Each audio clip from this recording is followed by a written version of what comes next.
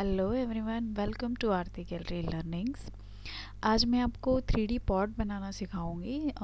3D pots generally हम interior और outputs जो हम रेडी करते हैं उसमें हम decorative as a decorative purpose या फिर डेकोरेशन के लिए हम पॉट्स पुट करते हैं। तो ये हम किस तरह से बना सकते हैं ऑटोकैड पे, और रेंडर करके भी मैं आपको लास्ट में बताऊंगी कि इसका जो फाइनल इमेज है वो किस तरह से आपको मिल पाता है। हम उसमें टेक्सचर दे सकते हैं या किस तरह से हम उसे परफेक्ट एक realistic photo realistic 3D output बना सकते हैं पॉट का। ये जनरली सिर्फ और सिर्फ हम डेकोरेशन एज अ इंटीरियर में अगर आप कर रहे हो तो डेकोरेशन पर्पस पे ही यूज़ होता है पॉट। और अगर एक्सटीरियर में भी आप शो करना चाहें तो डेकोरेटिव पॉट्स जनरली जब हम लाइब्रेरी बनाते हैं या फिर बुक सेल्फ बनाते हैं उसमें हम पॉट्स रखते हैं, या फिर टी टेबल होता है, टी टेबल में हम पॉट शो करते हैं। तो वो आप किस तरह से ऑटोकैड पे एक रियलिस्टिक 3D पॉट बना सकते हैं ये मैं आज आपको बताऊंगी। तो चलिए स्टार्ट करते हैं। इसके लिए मैं एक सिंपल ब्लैंक फाइल ले रही हूँ। आप देख रहे हैं स्टार्ट ड्राइंग। यहाँ पे मैं एक ब्लैंक फाइल ले रही हूँ। एक परफेक्ट मेजरमेंट पे हमें ये बनाना है पॉट, इस वजह से मैं यहाँ पे डायमेंशन सेट करूँगी। सबसे पहले एक ब्लैंक फाइल आप ले लीजिए। मैंने ब्लैंक फाइल पे क्लिक किया। जब भी हम ड्राइंग बनाते हैं उससे पहले हम यूनिट सेट कर लेते हैं। यहाँ पे जो वर्क स्पेस सेटिंग है वो देखिएगा। वर्क स्पेस सेटिंग क्योंकि हम 3D modelling means 3D object बनाने वाले हैं, इसलिए मैंने वर्क स्पेस जो है वो 3D मॉडलिंग रखा है। यहाँ पे ड्राफ्टिंग भी आप कर सकते हो। होम में जाएंगे, ड्रॉ और मॉडिफाई से रिलेटेड सारे अगर आप होम मेनू में जाते हैं ड्रॉ और मॉडिफाई से रिलेटेड सारे यहाँ पे टूल्स आपको मिल जाएंगे। लाइन, पॉलीलाइन, तो ड्राफ्टिंग भी हम कर सकते हैं। यहाँ पे सबसे पहले हम सेट कर लेते हैं यूनिट्स।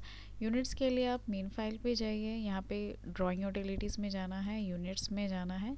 ये यूनिट सेटअप ट्यूटोरियल में मैं बता चुकी हूँ, फिर भी यहाँ पे रिपीट कर रही हूँ कि जब भी हम 3D ऑब्जेक्ट बनाते हैं, मैंने इंजीनियरिंग यहाँ पे सेलेक्ट किया है, फिट इंचेस पे हम वर्क करने वाले हैं। इसलिए आप अगर मिलीमीटर्स फिगर में मीटर्स में वर्क करना चाहते हैं, मिलीमीटर या मीटर पे या सेंटीमीटर पे, सो आप नॉर्मली डेसिमल रख सकते हैं। यहाँ पे मैं फिट इंचेस पे वर्क कर रही हूँ, इस वजह से मैंने इंजीनियरिंग रखा हुआ है। आप आर्किटेक्चर भी रह सकते हैं। यहाँ पे मैंने फिट इंचेस का माइनर इंचेस रखा हुआ और यहाँ से ओके सेट करते हैं। सेकंड साइड से भी हम सेट करेंगे, इसके लिए simply D, dimension style manager के लिए डी एंटर शॉर्टकट दिया मैंने। मॉडिफाई पे जाइए। मॉडिफाई पे जाने के बाद सेम सेटिंग आपको करनी है प्राइमरी यूनिट्स पे।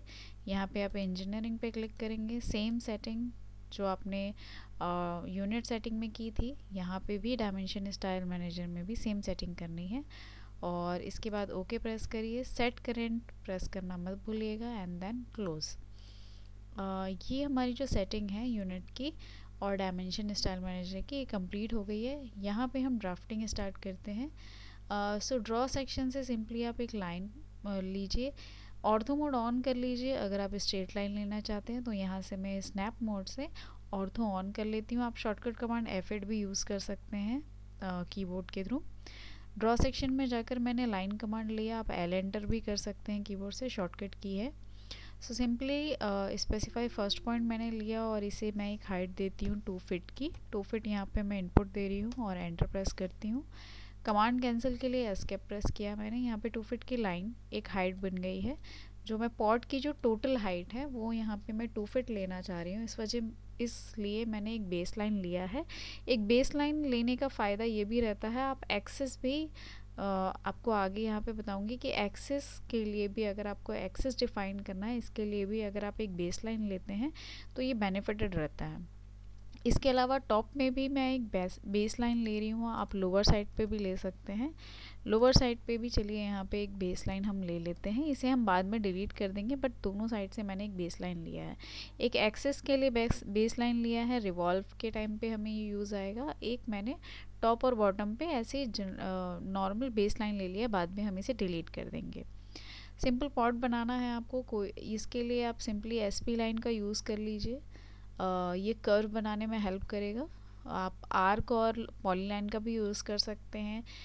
आर्क पॉलीलाइन वगैरह ड्रॉ करके आप उसे ज्वाइन कर सकते हैं। सिंपल लाइन का भी यूज़ कर सकते हैं। अगर आप पॉट ना बनाकर जो कॉलम्स हम बनाते हैं या कॉलम्स डिज़ाइन करते हैं जो डेकोरेटिव कॉलम्स होते हैं इंटीरियर में, फॉर एग्जांपल रूम के बीच में या हॉल के बीच में कोई कॉलम आ रहा है और आप उसे डिज़ाइन करना चाहते हैं, तो वहाँ पे आप लाइन का, पॉली लाइन का भी यूज़ करते हैं, आर्क का भी यूज़ करते हैं और लास्ट में उसे जॉइन करके फिर रिवॉल्व करते हैं।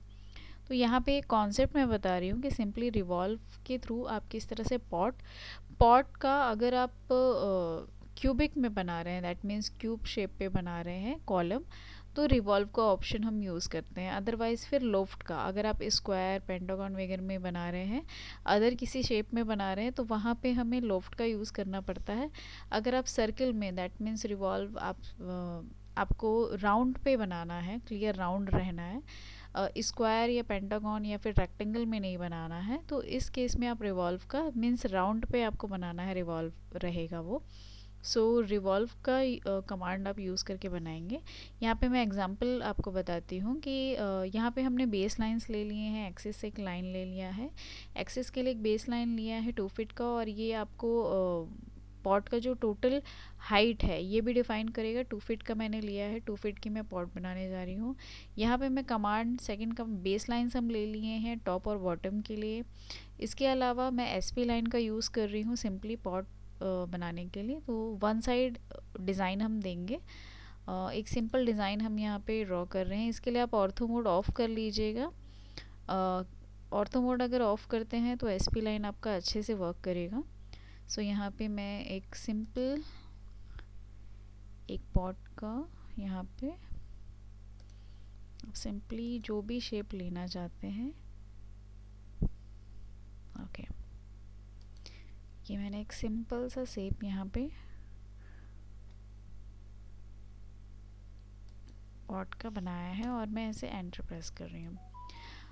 आप इसे एडिट भी कर सकते हैं। क्लिक करिएगा, क्लिक करने के बाद यहाँ पे फिट आएगा या कंट्रोल कर्व्स आएगा।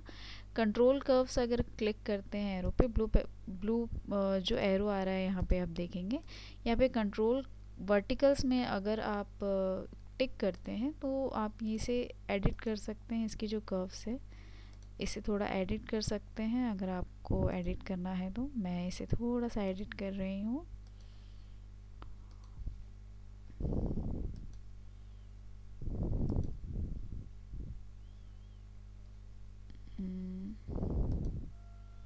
आप हल्का सा इसे एडिट कर सकते हैं इस तरह से, ओके।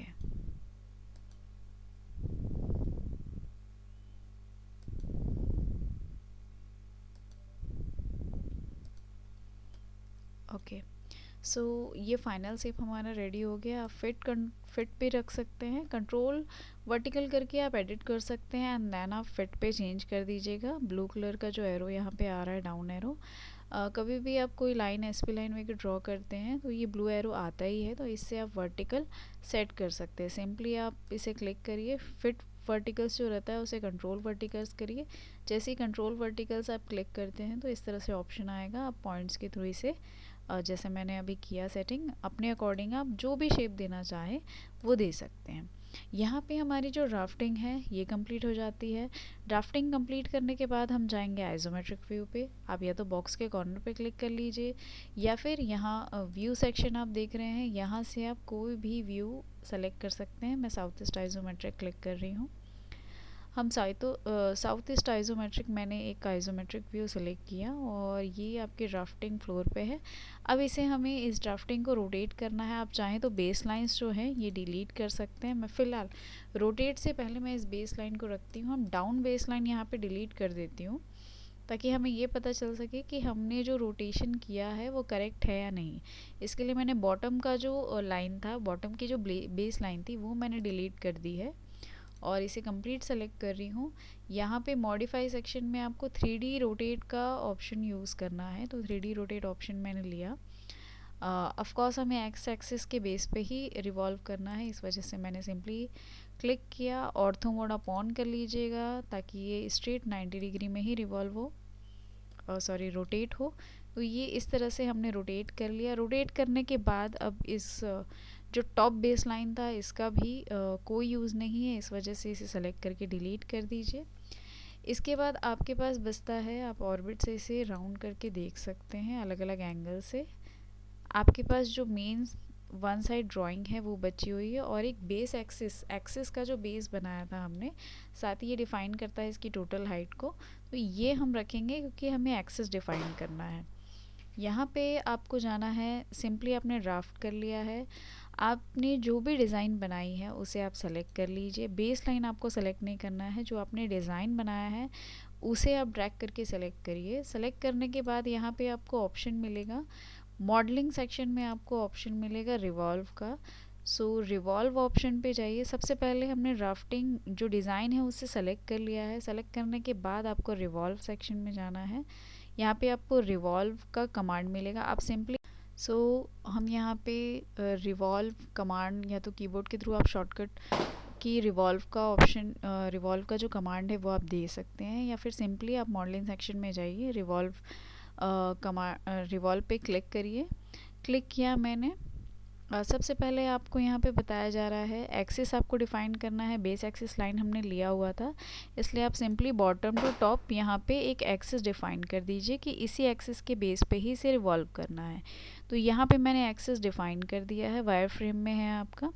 यहाँ पे डिग्री आप देखेंगे, कमांड प्रोम्प्ट में आपको डिग्री मेंशन करने बोला जा रहा है कि आपको, अगर आप 360 टाइप करते हैं ऑटोमेटिकली 360 आ रहा है, अगर एंटर टाइप कर देते हैं तो ये टोटली कंप्लीट रिवॉल्व हो जाएगा। अगर आप 180 करते हैं तो ये हाफ रिवॉल्व होगा। अगर आप 90 पुट करते हैं तो 90 डिग्री तक ही रिवॉल्व होगा। हमें यहाँ पे 360, तो सिंपली 360 आप इनपुट दे सकते हैं या फिर एंटर कर दीजिए। मैंने 360 इनपुट देकर एंटर किया है, और यहाँ पे ये कम्प्लीटली रिवॉल्व हो गया है। इसे आप सिंपली कॉन्सेप्शनल या फिर रियलिस्टिक व्यू में जाकर देख सकते हैं। व्यू सेक्शन में जाइए, मैं यहाँ पे सिंपली रियलिस्टिक व्यू पे जा रही हूँ। ये रियलिस्टिक व्यू मैंने यहाँ पे कन्वर्ट किया है व्यू को रियलिस्टिक में, और आप देखेंगे ये आपका जो पॉट बन के रेडी हो गया है। आपका जो पॉट का जो भी हमने शेप दिया हुआ था ये कम्प्लीटली यहाँ पे बन के रेडी हो गया। अगर आप पॉट बनाते हैं रिवॉल्व के थ्रू तो ये एक सरफेस होता है, दैट मीन्स इसकी कोई थिकनेस नहीं होती है। अगर आप थिकनेस भी देना चाहते हैं तो सिंपली आपको ऑब्जेक्ट को सेलेक्ट करना है, जो भी आपने ड्रॉ बनाया है, जिसे भी आपने रिवॉल्व किया है, इसे आप सिंपली सेलेक्ट कर लीजिए। सेलेक्ट करने के बाद आपको यहाँ पे सरफेस मेनू में आप देखेंगे होम सॉलिड मैश जो मेनूज़ आते हैं, यहाँ पे आप सिंपली सरफेस पे जाइए। सरफेस पे सॉलिड पे जाइए। सॉलिड पे जाने के बाद आपको यहाँ पे थिकन ऑप्शन मिलेगा। यहाँ पे थिकन ऑप्शन आपको क्लिक करना है। क्लिक करने के बाद specify thickness, that means 1 inches की आपको थिकनेस चाहिए या पॉइंट की, तो यहाँ पे 0.1 इंचेस की मैं थिकनेस दे रही हूँ, और इसे एंटर प्रेस करिए। जब आप 1 इंचेस की 0.1 इंचेस की थिकनेस देते हैं तो आप देखेंगे ये थिकनेस आपको यहाँ पे मिलती है।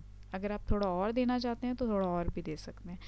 कंट्रोल Z करके एक बार फिर से आपको शो करते हैं।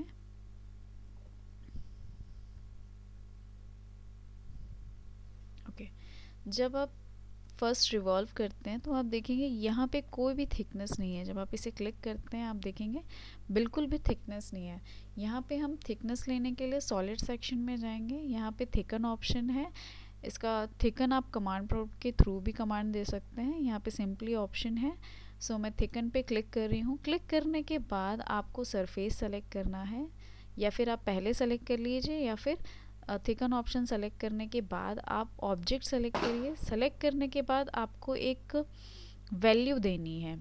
यहाँ पे मैंने सरफेस सेलेक्ट किया और एंटर प्रेस कर रही हूँ। इसके बाद आपको वैल्यू देनी है, तो मैंने यहाँ पे 0.2 इंचेस, पहले मैंने 1 इंचेस दिया था, मैं 0.2 इंचेस दे रही हूँ, और ये एंटर प्रेस किया मैंने। जैसे ही मैंने 0.2 इंचेस एंटर किया, आप देखेंगे ये जो पॉट की थिकनेस है, माइनर थिकनेस है, ये आपको मिल जाती है। सो यहाँ पे हमने इस तरह से पॉट की मॉडलिंग कर ली है। इसके बाद हम इसमें मटेरियल अप्लाई करेंगे। मटेरियल के लिए आप सिंपली विजुअलाइज सेक्शन में चले जाइए। यहाँ पे मटेरियल ब्राउज़र है, इसे क्लिक करिए। जो भी एग्जिस्टिंग मटेरियल्स हैं, फॉर एग्जांपल हमने होम पर हम जाते हैं, ऑटोडेस्क लाइब्रेरी जो है इसे हम क्लिक कर रहे हैं।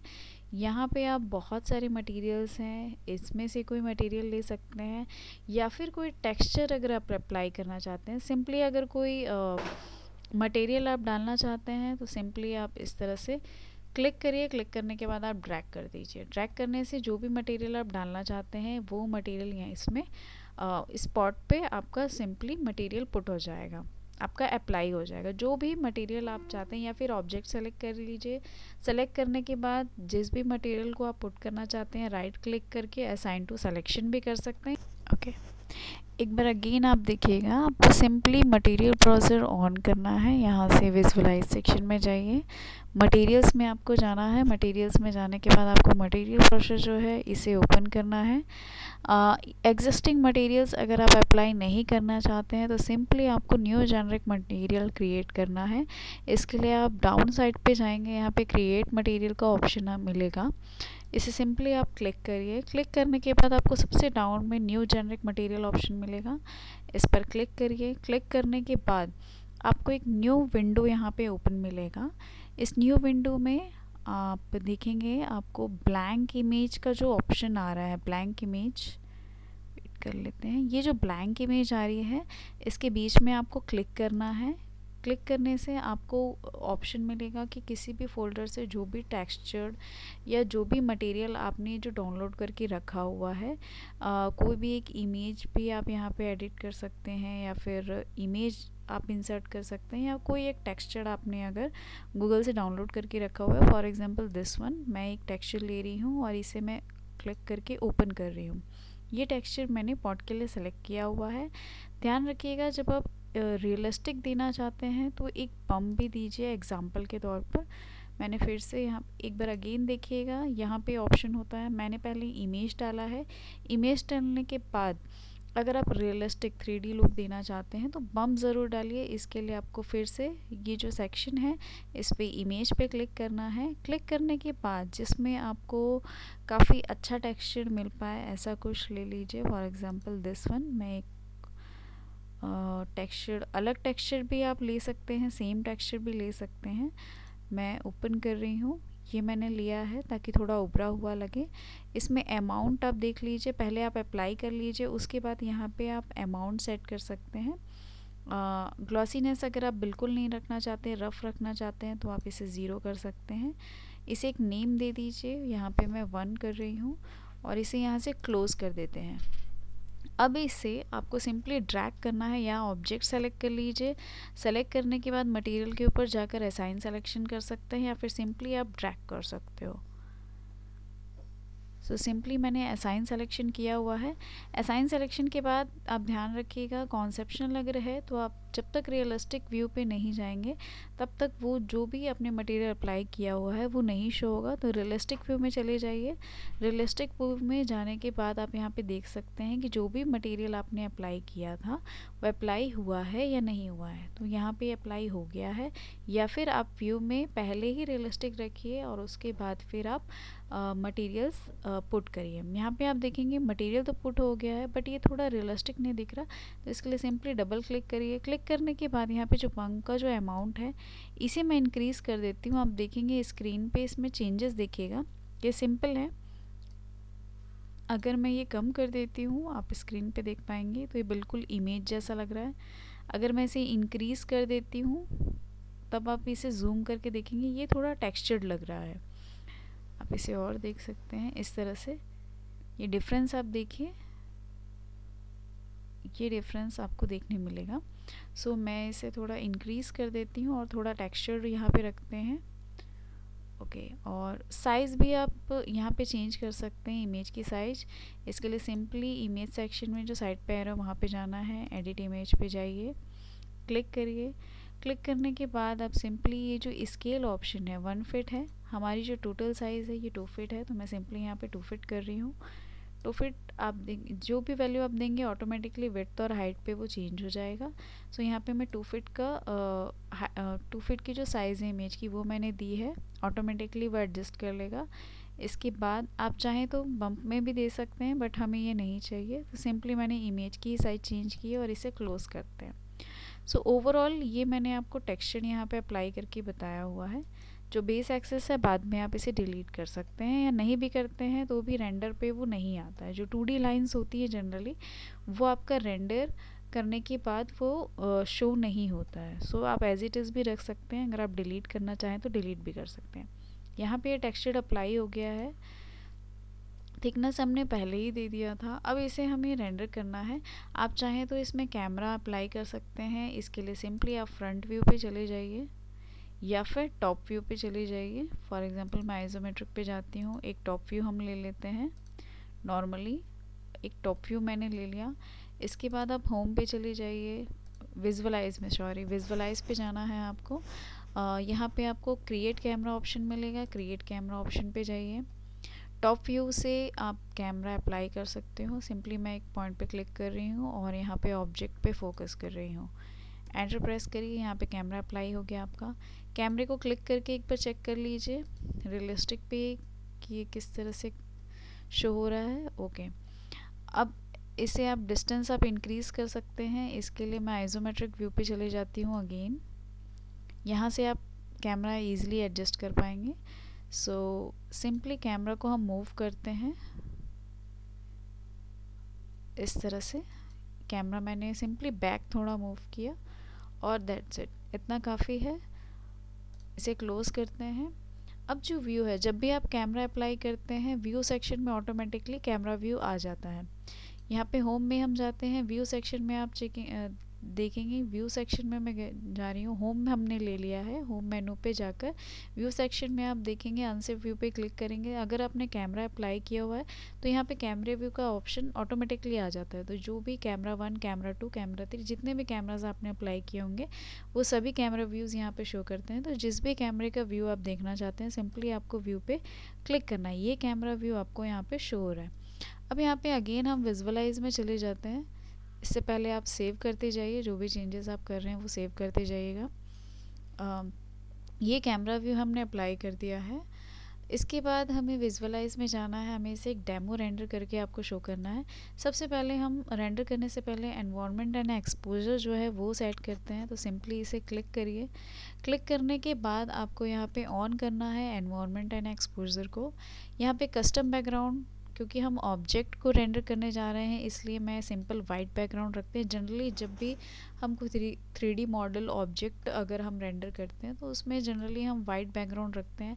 अगर आप सोफ़ा सेट कोई ऑब्जेक्ट बना रहे हैं, चेयर आपको शो करना है, डाइनिंग टेबल शो करना है, सोफ़ा सेट शो करना है, या फिर कोई भी 3D मॉडल जैसे विंडो हम शो करना चाह रहे हैं, कोई भी मॉडल अगर आप शो करते हैं तो वहाँ पे हम वाइट बैकग्राउंड रखते हैं। ये स्टैंडर्ड रहता है ये कलर, दैट्स वाई, ताकि जो ऑब्जेक्ट है या ऑब्जेक्ट के जो कलर्स हैं वो काफ़ी क्लियर दिख पाए, इसलिए हम वाइट बैकग्राउंड रखते हैं। तो सिंपली यहाँ पे वाइट बैकग्राउंड हम रखते हैं। कलर पे आप ट्रू कलर्स पे जाके या कलर बॉक्सेस में जाकर आप सिंपली वाइट कलर सेलेक्ट कर लीजिए। ओके करिए एंड सॉलिड है, ओके करिए। यहाँ पे डार्कनेस और means bright, dark, cool, warm आप सेट कर सकते हैं। सो यहाँ पे जो डार्क है 9, इसे मैं 8 कर रही हूँ और कूल एज इट इज़ 6500 आप रख सकते हैं। ज़्यादा से ज़्यादा 7000 आप कर सकते हैं।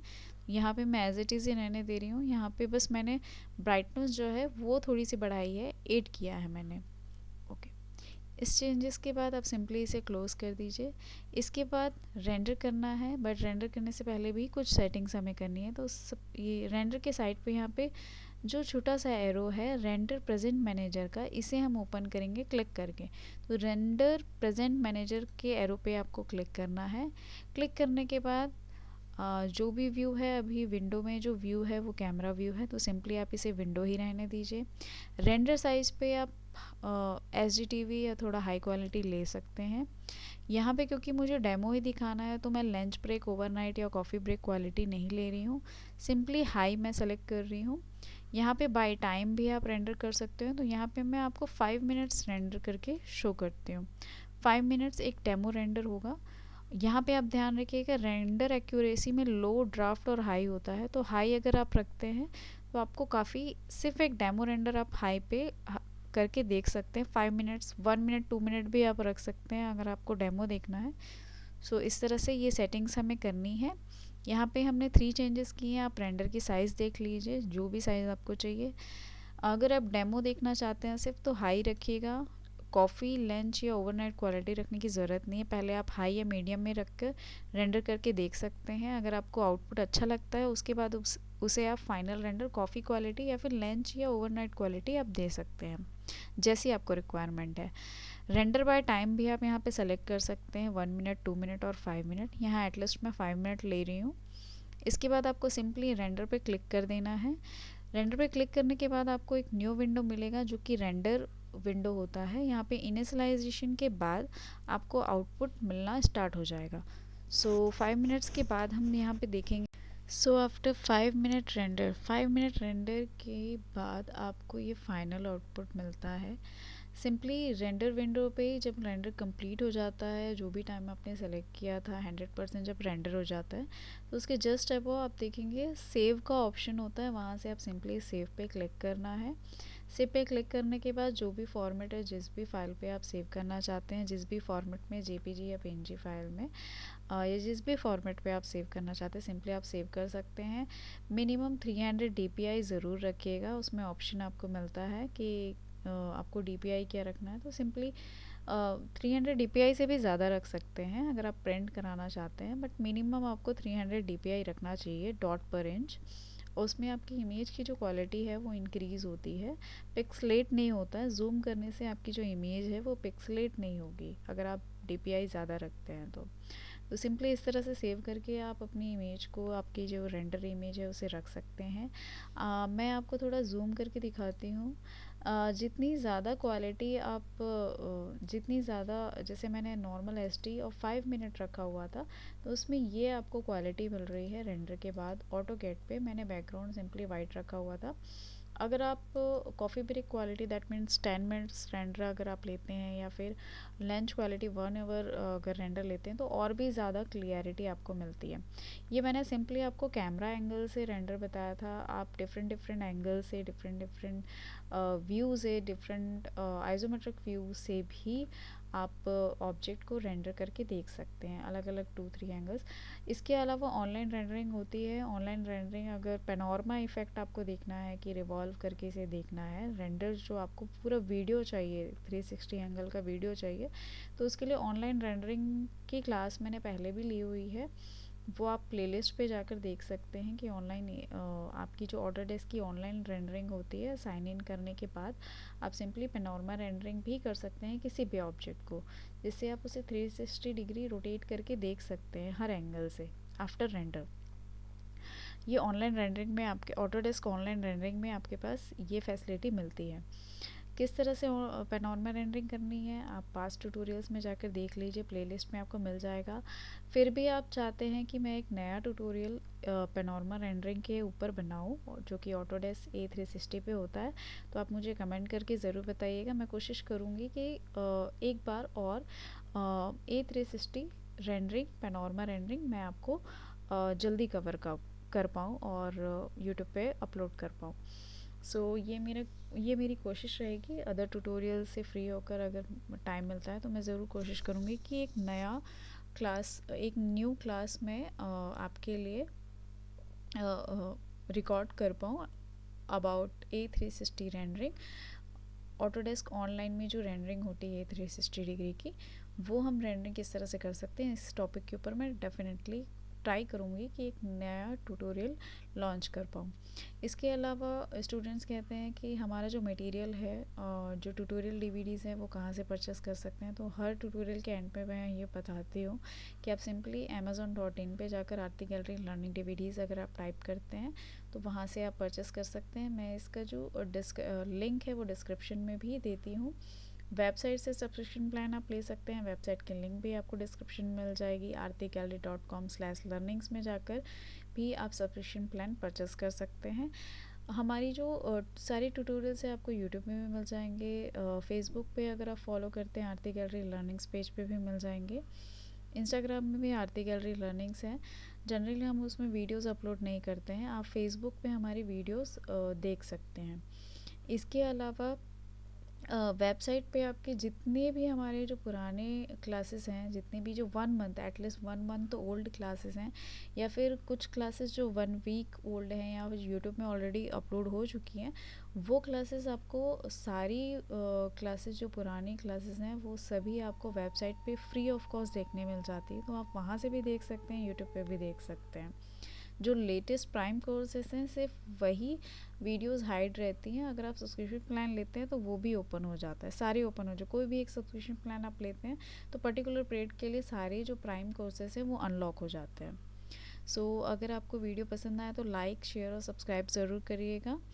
इसके अलावा कोई क्वेरी है तो आप मुझे मेल कर सकते हैं, डिटेल क्वेरी आप मेल कर दीजिए, या कोई टॉपिक अगर आप बताना चाहते हैं तो सिंपली कमेंट करके भी आप बता सकते हो कि नेक्स्ट मैं किस टॉपिक पे ट्यूटोरियल बनाऊँ, या फिर कोई आपका डाउट है वो अगर क्लियर करना है तो वो भी मुझे कमेंट पे या मेल के थ्रू आप भेज सकते हैं।